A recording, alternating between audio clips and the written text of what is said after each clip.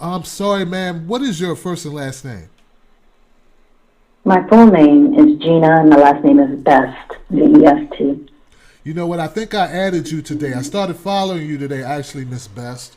Yeah, we did. We Yeah, did. We corresponded a bit on Twitter earlier today. great. And what I read so far, were you privy? Did you hear earlier when I was reading portions from the Washington Post? I was, and that was the article by Ian Shapira. I did have the opportunity to speak with him. But one thing that's blatantly clear to me is that the press will either embellish or they will have partial information and then try to catch up from there. My daughter was only 27 years young. She resided here. I'm in Columbia, Maryland. She is in College Park, Maryland. I noticed that I did speak to her in the present tense because it's still very much of a challenge for me to refer to my beautiful daughter in the past tense. So if I do that, just know that that is intentional.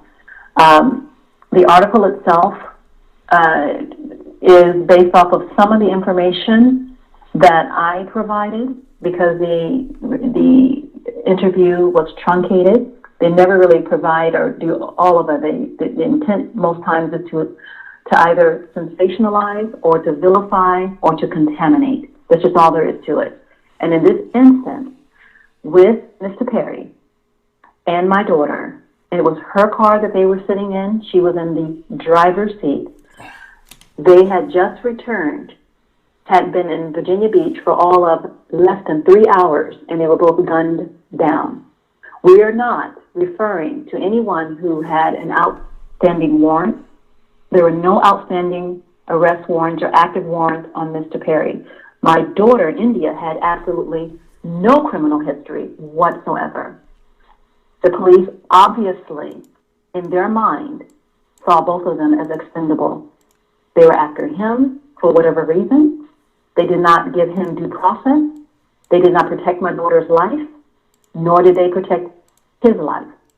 And I need to add that in the pursuit of Mr. Perry, they created the volatility. They're the ones who chose not to make any life-saving, prudent life-saving decisions on behalf of my daughter. Because as soon as they recognized that my daughter was operating the vehicle, and if you listen to the police chief, Severa, he says that they visually identified Mr. Perry. That also is very clear that they visually identified my daughter, India Kager, driving her car. They did not pull back. They did not continue to surveil as they claimed that they were surveilling them for 30 minutes. They continued in this pursuit of this gentleman. And my firm belief is that the intent was never to allow him to walk away alive, and that anybody who was in association with him or in the vicinity, they also, as I stated earlier, were expendable in the eyes of the poor Virginia Beach police. I need to be clear that that was a SWAT tactical unit who murdered my daughter and Mr. Perry, not regular, uniformed police. They blocked my daughter's car. She was parked at 7-Eleven, and I don't have a lot of information. So some of the information, I am very careful that I do not want to cause any problems on a future case for my daughter, but I know no fear. I am a mother on a mission, and I'm relentless in pursuing justice for my daughter. She was highly articulate, intelligent, very soft-spoken, very loving. She was nursing my grandson 100%, so that futile attempt at them claiming to go get bottles was ridiculous and pointless. They murdered my daughter, murdered Mr. Perry. Wow. I can continue. I can continue. Well, let me state that.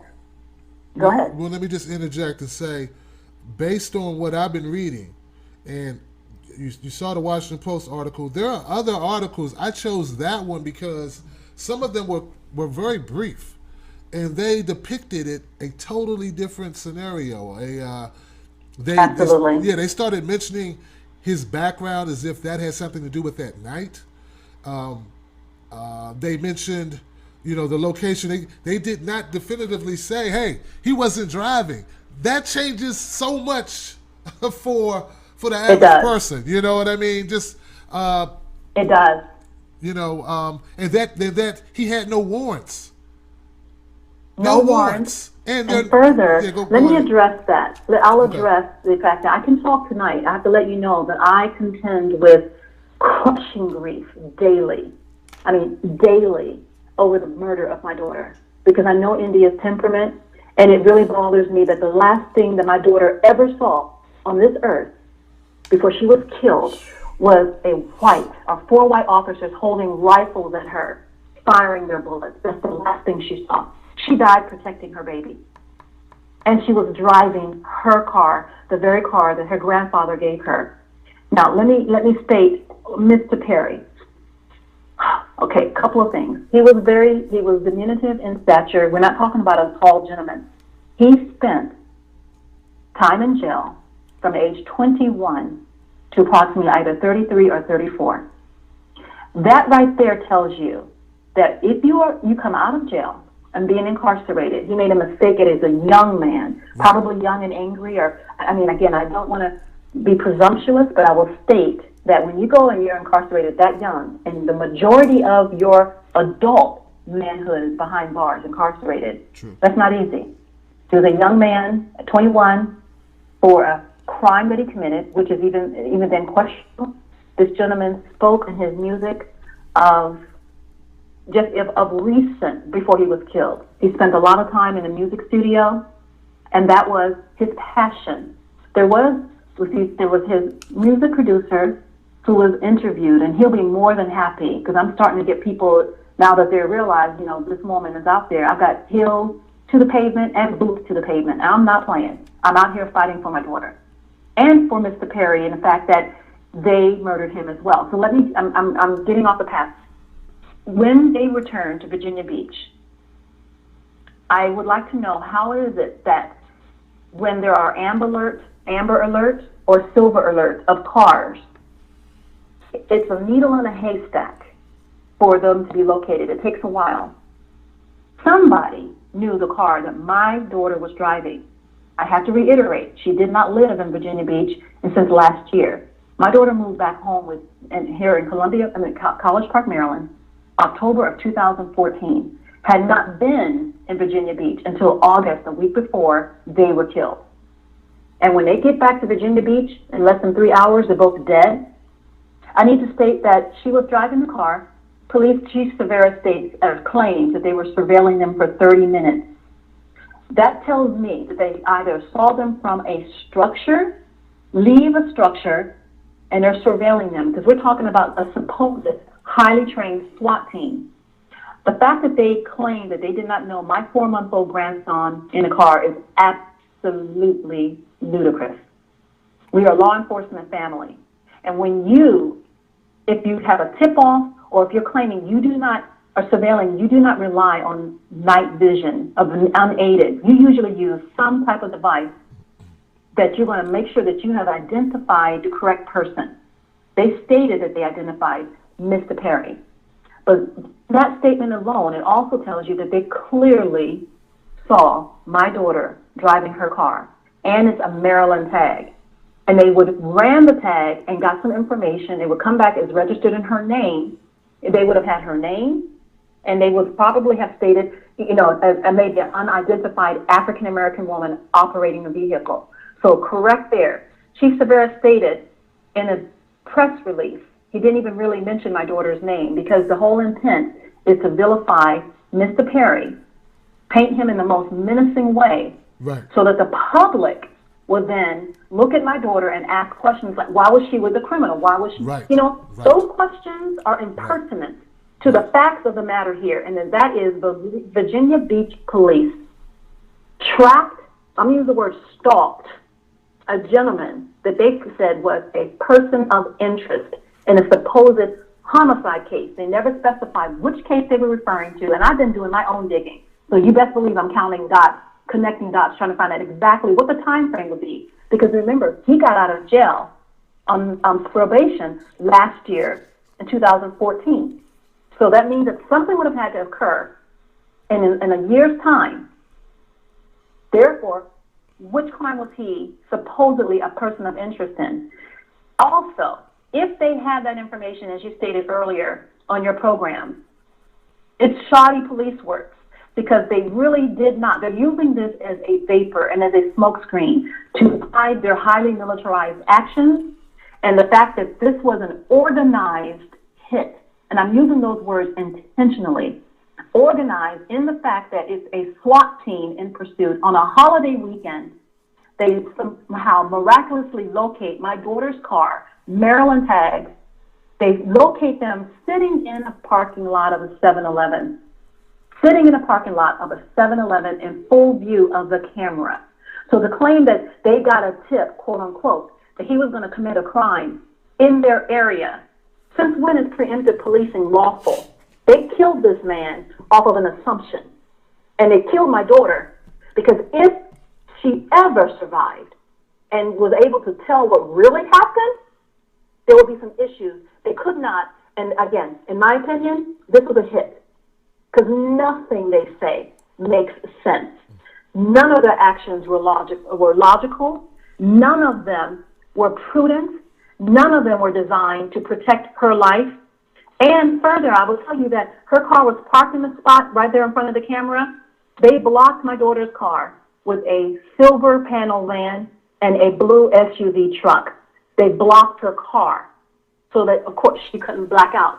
Right. Whatever the intent was, they did that. Then they exited those vehicles and they threw what's called a flash bang diversionary device. What that does is it renders one sensory. Right. Your hearing and your sight is temporarily, at that moment, you can't see and you can't hear. They claim that they gave an order, but what order did they give? I am convinced that that video is going to show them throwing that flashbang grenade, then advancing on that car and firing 30 rounds. Here's why. There were frontal hits on my daughter. My daughter took some hits. I've seen her pictures. I stopped counting the bullet holes. Give me a moment. You're hearing my anger, but let me just collect for a second. Beautiful young lady, and to see those kind of pictures of what they did to my baby. Excuse me. Take your time. Then they claim that they didn't know the baby was in the car. Right.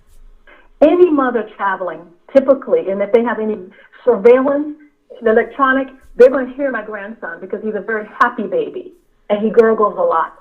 And mothers usually, when we have our babies in cars with us, we usually look ahead. We just make sure we check on. One of them turned around and looked at that baby. They're lying. And this was intentional because there's a cluster of bullets where my daughter was sitting, and there's a cluster of bullets where Mr. Perry was sitting. Their front windows were rolled down because I searched and did a search on that day that they were killed. Between 11:30 and 11:35, Saturday, September 5th at night. It was warm, so she didn't have her windows rolled up. And knowing India, my daughter's musician, she was self-taught. She played 5 instruments. Mr. Perry was also a well-known reggae artist in Virginia Beach. Well-known reggae artist in Virginia Beach. That's how he supported himself. Mm-hmm. More than likely, they were playing music. They had no idea that they were being stalked. Someone blocks the car, throws a flashbang grenade. There was no chance. In less than 15 seconds, my daughter, India Hager, and Mr. Perry were dead. This was a hit, and they need to be held accountable for what they did to her. Because now we have a 4-year-old little boy who asked for his mother. She looked a lot like me, and so therefore it comforts him a little bit. Where I was already close with Evan anyway, and Roman. 2 little boys who don't have their mother. And I don't have my daughter. We're in a holiday season. Right. And those 4 police officers are with their family while my daughter is buried. And my tears saturate her grave. This is absolutely uncalled for. And the fact that it has not received national attention, right. I believe that for several reasons. Because there is already a judgment in people's eyes that here we go, another black man, a criminal. That's exactly what Virginia Beach police wanted people to think. That's why they put that information out. You will notice that they very rarely, if at all, speak of my daughter because it makes them look bad. How did you fire on a car, a parked car, with an innocent woman sitting in there with a gentleman whom you claim is a person of interest? You fired 30 rounds, and you claim that her death was accidental, incidental, and not intended. Well, tell me. Well, Miss Best. One thing's for sure. They claim that Black Lives Matter. Mm-hmm. I hear about the movement and some controversy around that. Yeah. But Mr. Tim, one thing's very clear to me, and then I'll let you speak, is when those 4 officers held their rifles at my daughter and at the Curry, their lives did not matter. And that's the problem. That's the problem. Well, I think that you hit the nail on the head, Miss Best. First of all, lady, I want to say my deepest, I really have no words really to express what I know that you're going through, but I think right now would be the perfect time for us to do a series of videos on this story, because I think the hook for this story, Miss Best, is going to be the little 6-year-old autistic child that was gunned down. We need to tie this story. Jeremy, yes, Martis. We need to Martis. That's correct. We need to tie Jeremy Martis' story to this story so that people can relate to it better, so that they can get a context. Because you're right, they're doing a good job of making the context be. But they painted a perfect scenario. Washington Post, for instance, they gave people that inclination that, you know what, this is a situation like you said where we got a thug. And this girl is probably a thug riding with a thug, and that's what she get. That's what they're doing. But I'd like to speak with them as well. Yeah, I'm trying to get her story out. Okay. Because the thing, Mrs. Black, is that I went to Virginia Beach myself, and I'll tell you offline, but then, no, I'll state it. I went to the Virginia Beach Police Department, and I refused to leave. I let them know, y'all gonna have to arrest me. Because under the football law, I don't have any information about my daughter. I don't have her personal effects. My daughter was an artist. I need her sketchbooks and everything that I know she kept in her car.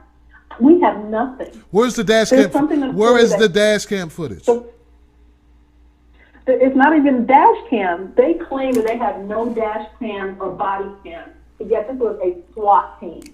The footage is a 7-Eleven. And I went to the 7-Eleven as well, and I spoke with the owner. The address is 2093 Lynn Haven Parkway, and I went there. I'm going back to Virginia Beach because I've been able to make some headway. Okay. While I'm down there, I mean, I'm not threatening. I'm a woman, a mother, looking for answers. Right. Because India was 27 years young. She had promises. She was just doing everything she could for her boys. Everything. We're talking about someone who is soft-spoken. I'm not soft-spoken in the least, but my daughter was. And she really was just so gifted and so spiritual and so poetic. I came across some of her poems. And I have to tell you that she was so thoughtful and really a deep thinker. And in the fact that for them to state, excuse me, let me let you talk, sir. I understand. I understand exactly what you're saying because, and this is something I've been trying to tell my viewers about how I know, I hear you. How they, wow. Her, she's dehuman. They don't even humanize her. That's why I didn't even know how to use Twitter a few days ago. I just been on there just determined. Because that's going to be one of the routes that I need to let people see her as a person, not just a person, a mother. She was nursing her son, for Pete's sake. She was nursing her baby. They were sitting there waiting to meet a friend. I don't want to give away too much, but I'm just going to tell you. And she said when she left Saturday morning, she'd be back, but she had to go to work Monday. Had I known that would be the last time, I think. Oh, God. Gotcha. Oh, God. They don't know the ripple effect. It reverberates. Our community, we're treated less than chattel, less than animals. There has been very little change in how they perceive us. You could be highly articulate, intelligent, go to school, educated, Right. walk and live a life, Right. Right. and still in the viewpoint of the police, and in this instance, they saw her differently. They saw her less than deserving to live, because there's no other reason why they did not protect her civil rights. Protect her civil rights. She had a right to live. They were judge and jury by bullets based on the amount of melanin in her skin. And that's a travesty. And him as well. Because he wore locks. You know, most Rasta people are not really criminal in that respect. Yep. They will speak out against what they call Babylon, which is police. And I listened to his music, and I had to have someone interpret because he has a thick accent. But that's what I heard. And anything spiritual like that is going to attract my daughter. She's just that way. She was so accepting and beautiful and unassuming of people. All she wanted to do was live and raise her kids.